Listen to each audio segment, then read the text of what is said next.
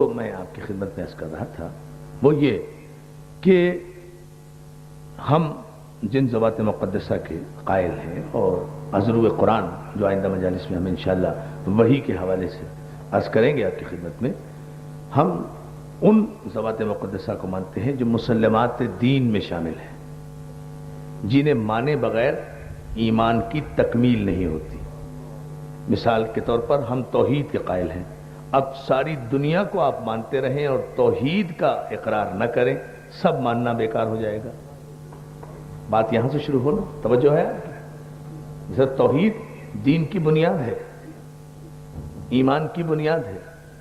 اگر ہم ساری باتوں کا اقرار کرتے جائیں، نبوت کو بھی مانیں، انبیاء ما سبق کو بھی مانیں، توریت کو بھی مانیں، زبور کو بھی مانیں، انجیل کو بھی مانیں، قرآن کو بھی مانیں، فرشتوں کو بھی مانیں، جنت دوزخ کو بھی مانیں، لوح محفوظ کو بھی مانیں، شجر توبہ کو بھی مانیں، حشر کو مانیں، نشر کو مانیں، حساب کو مانیں، کتاب کو مانیں، اللہ کو وحدہ لا شریک نہ مانیں، تو ہم مشرک کے مشرک رہیں گے، کافر کے کافر رہیں گے۔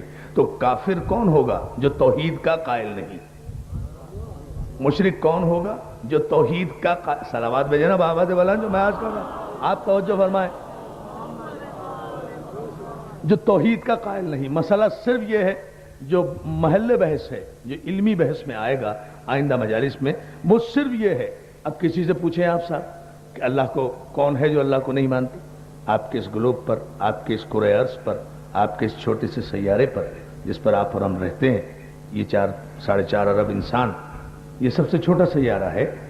اس سب سے چھوٹے سیارے پر جس پر ہم رہتے ہیں، اس میں کسی بھی انسان سے پوچھ لیں کہ بھئی اللہ کو مانتے ہو؟ کہ ہاں جی مانتے ہیں۔ کوئی انکار کرتا ہی نہیں، نہ اللہ کے خالق ہونے کا انکار کرتا ہے، نہ پروردگار ہونے کا انکار کرتا ہے۔ کسی نہ کسی عنوان سے کوئی مانتا اللہ کو ضرور ہے۔ لیکن یہ 4 ارب انسان جو ہیں، اب دیکھتا ہوں میں آپ کتنے بیدار بیٹھے ہیں، ان 4 ارب میں 3 ارب کافر ہیں، 1 ارب مسلمان ہیں۔ اللہ اکبر، آپ نے توجہ ہی نہیں فرمائی تو میں کیا کروں؟ صلوات بھیجیے محمد علی۔ اب آپ اندر ہے، جیسے آپ دیکھیں، بڑی بنیادی بات ہے، اگر آپ غور فرمائیں۔ یہ جو 4 ارب انسان رہتے ہیں نا، مانتے سب ہیں اللہ کو کسی نہ کسی حوالے سے، کسی نہ کسی اصول سے، چاہے ٹرینٹی میں یونٹی کے قائل ہوں، چاہے یونٹی میں ٹرینٹی کے قائل ہوں، چاہے توحید میں تثلیث کے قائل ہوں، چاہے تثلیث میں توحید کے قائل ہوں آئنسٹائن کے فلسفے کے تحت، لیکن مانتے ضرور ہیں اسے۔ وہ کہتے ہیں توحید ہی تثلیث ہے اور تثلیث ہی توحید ہے۔ لیکن یہ تو طے ہے نا کہ مسلمانوں کے نزدیک ان 4 ارب میں 3 ارب کافر ہیں، اللہ کو ماننے کے باوجود بھی کافر ہیں، صرف 1 ارب مسلمان ہے۔ یا اللہ میرے مولا، انہیں ذرا سا بیدار کرنا، میرے پاس وقت کم ہے آج تفصیل میں جانے کا، میں کل انشاءاللہ زیادہ وقت دوں گا، زیادہ تفصیل سے مضمون کھلے گا۔ آپ اس بات پر ذرا سا غور فرمانے میں توحید سے آغاز اس لیے کر رہا ہوں کہ توحید ہی سے وحی کا تعلق ہے اور وحی سے معصوم کا تعلق ہے۔ اس لیے اس ڈیفینیشن کو بیان کرنے کے لیے پہلے ذرا سا توحید کو سمجھنے کی بات ہے۔ تو کیوں عالم اسلام میں تمام کے تمام مسلمان، 1 ارب مسلمان، یہ 3 ارب انسانوں کو مسلمان نہیں سمجھتے، کافر سمجھتے ہیں، حالانکہ یہ سب اللہ کو خالق ارض و سما مانتے ہیں، اور قرآن میں اس کی گواہی بھی ہے۔ خود رسول اللہ سے اللہ تعالیٰ نے کہا ہے، ارشاد فرمایا ہے کہ میرے حبیب لئن سألتہم من خلق السماوات والارض لیقولون اللہ، جب آپ ان کافروں سے سوال کریں گے کہ یہ آسمان و زمین کس نے پیدا کیے ہیں، تو یہ کافر کہہ دیں گے کہ ان آسمان اور زمین کا خالق اللہ ہے، اللہ ہے۔ تو اللہ کو خالق ارض و سما مانتے ہیں، مگر پھر بھی اللہ کی نظر میں کافر ہیں۔ تو اللہ کو تو شیطان بھی مانتا تھا، ابلیس بھی مانتا تھا، ابلیس بھی مانتا تھا، مگر کافر بھی ہے، مشرک بھی ہے، مانتا تھا اور اس ماننے کا اظہار بھی کرتا تھا، اظہار باللسان بھی کرتا تھا، اقرار باللسان بھی کرتا تھا، اظہار بالارکان بھی کرتا تھا، زبان سے توحید کا قائل بھی تھا، سجدے کرتا تھا ارکان کے ذریعے، قیام کرتا تھا، قعود کرتا تھا، رکوع کرتا تھا، لیکن اس کا کفر چھپا ہوا تھا، کفر پوشیدہ تھا، کفر پوشیدہ تھا۔ تو قیامت تک یہ سنت الہی قائم کی گئی کہ اگر کسی عبادت گزار اور توحید پرست کے کفر کو ظاہر کرنا چاہو تو نہ سجدوں سے ظاہر ہوگا، نہ عبادت سے ظاہر ہوگا، نہ اقرار توحید سے ظاہر ہوگا، نہ اپنی طوالت عبادت سے ظاہر ہوگا، بلکہ اعلان خلافت سے ظاہر ہوگا۔ جو ہے نا اذان محترم، یہ ہے بنیاد. اتنی بلند صلوات بھیجے محمد والے محمد. اعلان خلافت الہیہ سے ظاہر ہوگا. یعنی یہ طے ہے کہ جب تک اعلان نہ ہو کافر کا کفر ابھر کر سامنے نہیں آتا.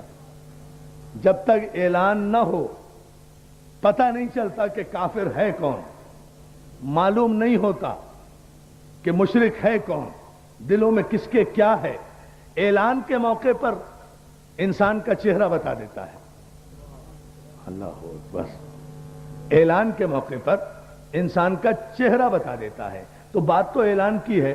بھائی رسول اللہ 40 برس تک مکے میں رہے, صادق بھی کہا, امین بھی کہا, جان سے زیادہ پیارا بھی رکھا, امانتیں بھی کافروں نے انہی کے پاس رکھوائیں, سب سے اچھا انسان بھی سمجھا. کوئی دشمن تاریخ میں نہیں ملتا رسول اللہ کا 40 برس تک. لیکن ادھر اعلان حق کیا, ادھر ایک دن میں سارے دوست دشمن ہو گئے. یہ کافروں کا مزاج تو دیکھیں آپ, صلوات بھیجیں محمد. کافروں کا مزاج دیکھیں بھائی. 40 برس تک ایک انسان تمہارے درمیان رہا ہے اور تمہارے معاشرے میں رہا ہے, تو یہ یکایک ایک دن میں, ایک لمحے میں یہ ساری کایا پلٹ کیسے گئی؟ معاذ اللہ ثم معاذ اللہ, کیا کردار نبوت میں کمی آ گئی ایک لمحے میں کہ سب کے سب جو دوست تھے, سب کے سب جو عزت کرنے والے تھے, سب کے سب جو رسول کو آنکھوں پر بٹھاتے تھے, صادق و امین کہتے تھے, وہ جادوگر کہنے لگے, وہ خون کے پیاسے ہو گئے, وہ راہوں میں کانٹے بچھانے لگے, وہ سنگ باری کرنے لگے, انہوں نے گھر چھوڑنے پر مجبور کر دیا, ہجرت پر مجبور کر دیا. آخر یہ ایک لمحے میں ہوا کیا؟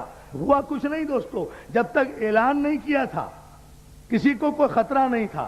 اعلان کیا, سب کو پتہ چل گیا کہ حقیقت محمدی کیا ہے. تو معلوم یہ ہوا کہ کافر کا کفر سمجھ میں ہی اس وقت آتا ہے جب کوئی اعلان حق ہو. صلوات بھیجے محمد والے محمد کا. اور جو ہے نا دوست, جب بھی جہاں بھی جس جگہ بھی اعلان حق ہوگا, میں تو تینوں جملے کہہ چکا ہوں دوستو, جب بھی جہاں بھی جس جگہ بھی, آج بھی نہ کریں آپ مجلس, کسی کو پریشانی نہیں ہوگی, نہ کوئی ڈنڈے کھائے گا, نہ لاٹھی کھائے گا, نہ کوئی پریشان ہوگا, نہ فتویٰ دے گا, نہ نکالیں جلوس, کسی کو کوئی پریشانی نہیں, پڑھتے رہیں نمازیں. مسجدوں میں جا کے نمازیں پڑھ لیں, لوگوں کی مجال ہے, کوئی بول لے, سب احترام کریں گے, سب عزت کریں گے. لیکن ادھر حسینیت کا مائک پہ اعلان ہوا اور ادھر یزیدیت تل ملائی. یا علی یا علی یا علی حیدری, یہ ہے بنیاد.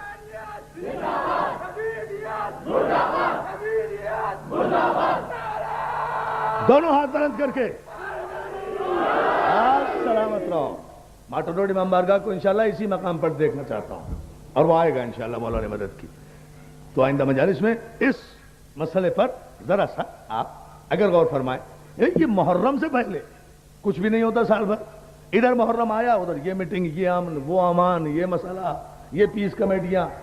پاکستان ہے یہ جس کی بنیادی لا الہ پر ہے.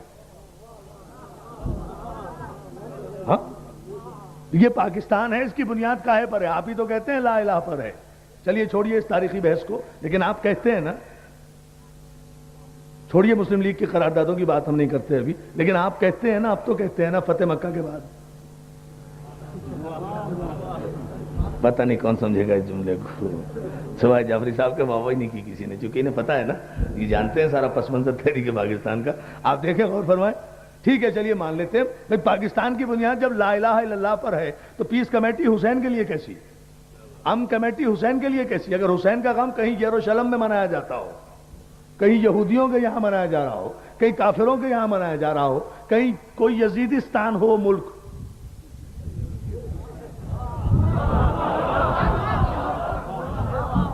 آپ اگر جملہ سننے کے لیے تیار ہیں تو سن لیں. میں 5 منٹ میں اتنی بڑی بات کہوں گا کہ آپ کو 2 گھنٹے میں بھی نہیں دے سکتا.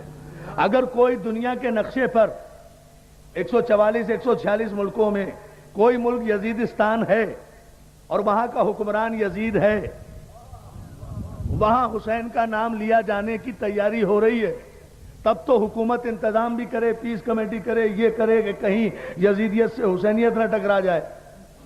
توجہ توجہ جانے محترم، کسی بھی مقام پر یہ ٹکراؤ نہ ہو جائے، اس لیے یہ اہتمام کرو۔ تو بھائی پاکستان جیسے ملک میں جس کا نام ہی پاکستان ہے اور جس کی بنیاد ہی لا الہ الا اللہ پر ہے، اس میں کسی امن کمیٹی کی ضرورت کیا ہے جب پاکستان کی بنیاد۔ دوستو عجیب میسج پہلی محرم کو دے رہا ہوں، شاید کہ تیرے دل میں اتر جائے میری بات۔ میں گفتگو کرتے ہوئے اس بات کا لحاظ یقیناً رکھتا ہوں کہ گفتگو اتنی ریشنل ہو جو ہر مسلمان کے دل میں اترے۔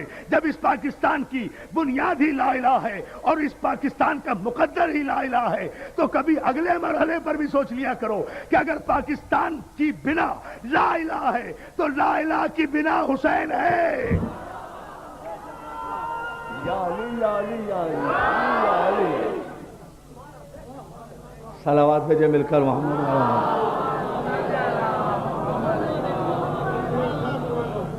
مولا آپ کو سلامت رکھے، میں بہت شکر گزار ہوں آپ کی توجہات پر۔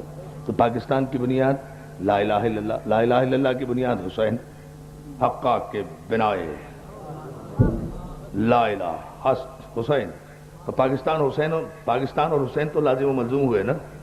پاکستان کی بنیاد ہوئی لا الہ پر، لا الہ کی بنیاد ہوئی حسین پر۔ اب جو پاکستان کا دشمن ہے وہ لا الہ الا اللہ کا دشمن ہے، جو لا الہ الا اللہ کا دشمن ہے وہ حسین کا دشمن ہے، جو حسین کا دشمن ہے وہی تو کافر ہوا نا۔ تو آپ غور ہی نہیں کر رہے جان محترم، غور ہی نہیں کر رہے تو میں کیا کروں؟ تو جو ہے نا دوستو، یہ اس نقطہ نگاہ سے آپ اگر دیکھیں، ایک مرتبہ درود بھیجے محمد والے محمد کا۔ پاکستان کی جو بنیاد ہے جان محترم لا الہ الا اللہ پر ہے، اور لا الہ الا اللہ کی بنیاد حسین پر ہے۔ یہ تذکرہ حسین کا ہوتا ہے اور یہ تذکرہ پاکستان میں ہوتا ہے حسین کا۔ توجہ توجہ توجہ جان محترم، پاکستان میں ہوتا ہے جو پاکستان ہے جس کی بنیاد ہی لا الہ پر ہے، وہاں ہوتا ہے حسین کا تذکرہ۔ تو یہاں تو کسی قسم کی پیس کمیٹی اور اتحاد بین المسلمین کی کسی اپیل کی ضرورت ہی نہیں، اس لیے کہ کوئی مسلمان ایسا نہیں ہے۔ 10 کروڑ مسلمانوں کی ذمہ داری عرفان درابدی لے رہا ہے، مسلمانوں کی۔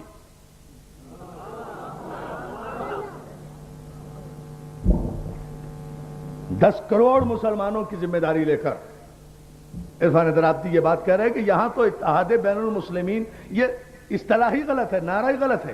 بین المسلمین اتحاد کیسا؟ بھائی جب سب لا الہ الا اللہ کی تسبیح میں پروئے ہوئے ہیں تو اس دانوں میں اتحاد کیسا؟ بس کوئی دانہ آگے ہے کوئی پیچھے ہے، ہیں تو اسی تسبیح کے دانے، ہیں تو اسی تسبیح کے دانے۔ اس تسبیح کی گردان کرتے رہو، ہر دانہ منزل عبادت پر آ جائے گا، ہر دانہ صلوات بھیجے محمد آل محمد پر۔ تسبیح یہ ہے۔ اللہ آپ کو سلامت رکھے، یہ وہ بنیادی نقطہ نگاہ ہے۔ اس تسبیح کی گردان کرتے رہو، اس تسبیح کو سارے پاکستان کے مسلمان ایک ڈوری میں پروئے ہوئے ہیں، وہ ڈوری ہے لا الہ الا اللہ کی۔ اور یہ عزیزان محترم لا الہ الا اللہ جو ہے اس پر بنیاد ہے آدم سے لے کر خاتم النبیین تک کی نبوتوں کی۔ سارے انبیاء کو جو وہی جس قسم کی بھی وہی، جس انداز کی وہی، وہ میں وہی کی قسمیں انشاءاللہ کل بتاؤں گا، جس قسم کی وہی، جس انداز کی وہی، جس رخ سے وہی انبیاء کو ہوئی ہے، خواہ الہام کی صورت میں، خواہ خواب کی صورت میں، خواہ القاء کی صورت میں، خواہ بشارت کی صورت میں، خواہ نظارت کی صورت میں، خواہ بغیر جبریل کے، خواہ جبریل کے ذریعے سے، خواہ آگ کے ذریعے سے، خواہ پہاڑ کے ذریعے سے، خواہ درخت کے ذریعے سے۔ صلوات بھیجے نا، میں پوری وہی کی کیفیتیں بتا رہا ہوں۔ جس ذریعے سے بھی عزیزان محترم باخبر رکھا ہے پروردگار نے، اس کے لیے ایک شرط رکھی ہے کہ خدا نے بشارت بھی اگر دی تو معصوم کو، گناہگار کو نہیں۔ الہام بھی کیا تو معصوم پر، وحی بھی کی تو معصوم پر۔ جسے بھی گناہگار سمجھا اس پر وحی نہیں کی، اسے بشارت نہیں دی، اس لیے کہ گناہگار کا دامن آلودہ ہوتا ہے۔ جس کا دامن گناہ سے آلودہ ہو اس سے سبحان کلام نہیں کر سکتا۔ خدا مکھی سے تو کلام کر لے گا، اس لیے کہ مکھی شرعی طور پر مکلف نہیں ہے، اس سے کوئی گناہ نہیں ہوتا۔ بات توجہ عزیزان محترم، صلوات محمد علی محمد پر۔ سورہ نحل میں آپ سورہ نحل میں دیکھیں، سورہ نحل میں دیکھیں، میں یہ آیتیں آگے چل کے پڑھوں گا اور عرض کروں گا آپ کی خدمت میں یہ مسائل. میں ابتدا میں صرف مضمون کو واضح کرنے کے لیے یہ باتیں آپ کی خدمت میں عرض کر رہا ہوں، صرف دامن وقت کی کم مائگی اور غربت کے سبب کہ میرا دامن وقت اتنا غریب ہے کہ میں مضمون کو پھیلاتے ہوئے گھبرا رہا ہوں، اور یہ موضوع اتنا امیر ہے. امیر المومنین کا موضوع امیر نہیں ہوگا تو پھر اور کیا ہوگا؟ یہ کوئی غریب موضوع ہے؟ یہ تو اتنا امیر موضوع ہے کہ غریب لوگ اپنے غریبوں کا ذکر بھی اسی امیر کے دنوں میں کرتے ہیں. توجہ ہے نا جان محترم؟ سال بھر یاد سر بلند آواز، اتنا موضوع امیر ہے.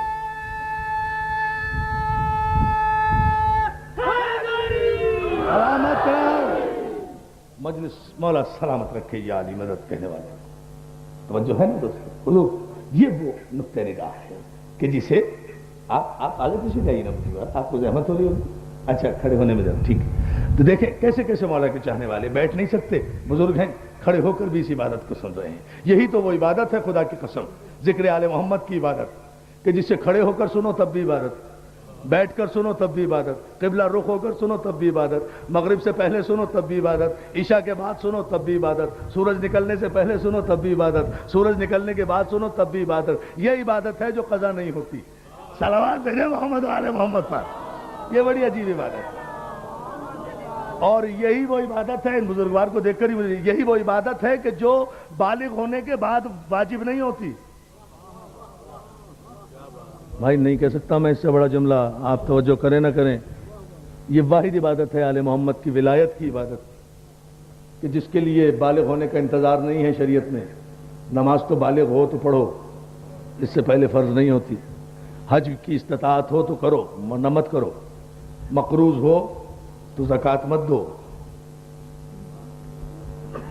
سفر میں ہو تو آدھی نماز پڑھ لو، قصر کر لو. اتنے کوس نکل جاؤ تو روزہ نہ رکھو. گھر میں ہو تو یہ ہو، باہر ہو تو وہ ہو.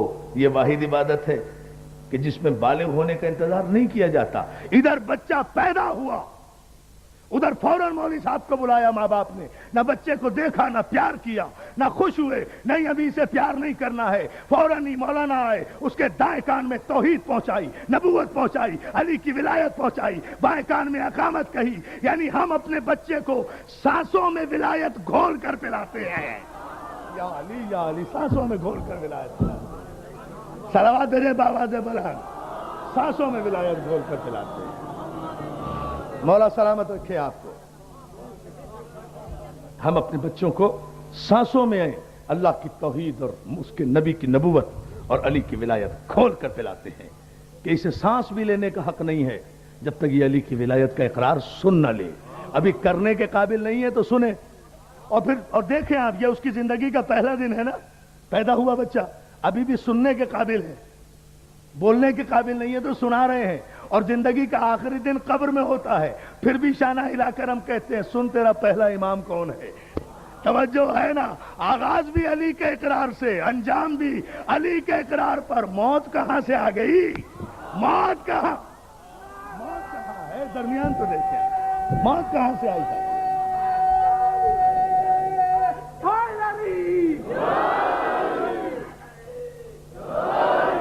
اتنی بلند صلوات بھیجے محمد والے.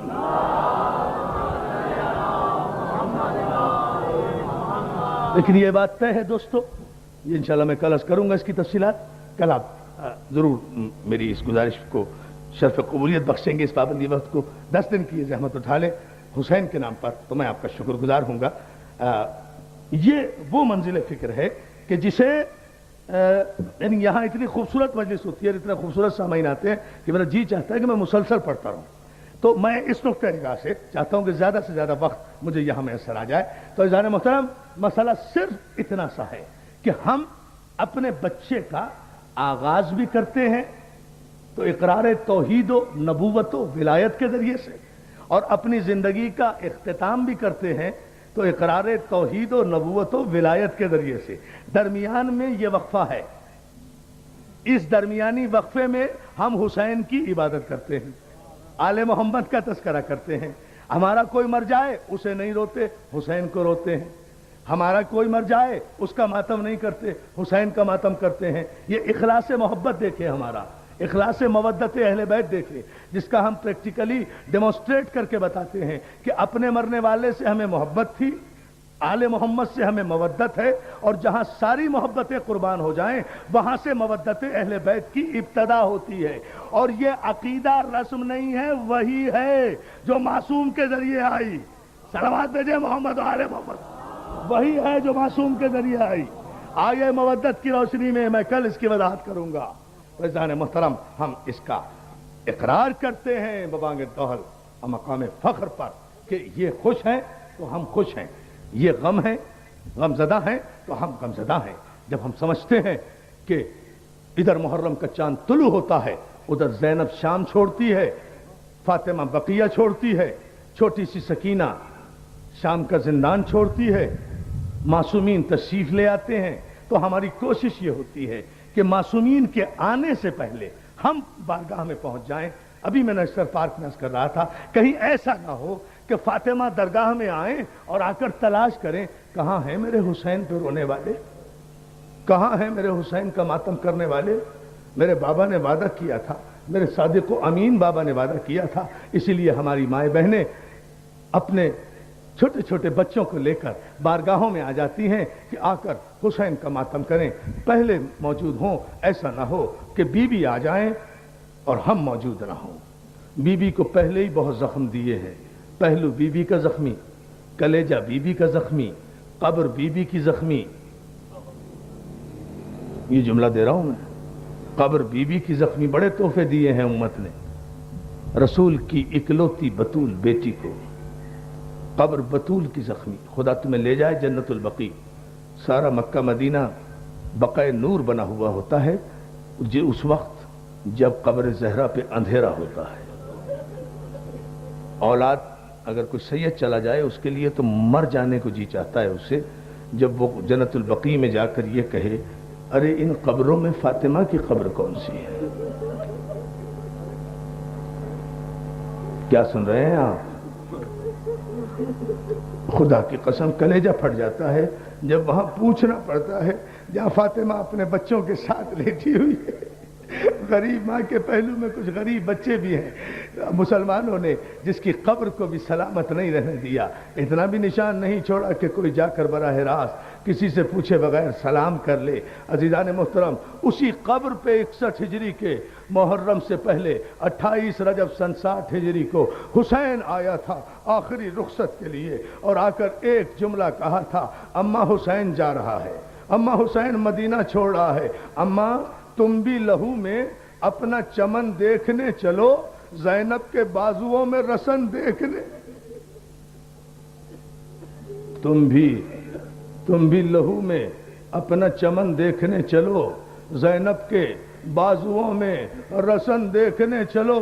عزادارو آپ جملہ سنیں گے، میں سمجھتا ہوں کہ بہت بڑا جملہ ہو جائے گا۔ قبر فاطمہ زہرا سے یہ آواز آئی تھی زینب کے بازوؤں کی رسن کی بات جب حسین نے کی نا، تو قبر زہرا سے آواز آئی، حسین میرا عباس کہاں ہے؟ جزاک اللہ جزاک اللہ جزاک اللہ۔ استقبال محرم اسی طرح ہوتا ہے۔ ہاں انہی آنسو، تم پہ رونے کی کوئی پابندی نہیں ہے، تمہارے مذہب میں رونا جائز ہے، تم پہ رونے کی کوئی، نہ تمہارے ہاتھ بندھے ہوئے ہیں، نہ تمہاری آنکھوں پہ پٹی بندھی ہوئی ہے کہ کوئی تمہیں رونے سے منع کر دے۔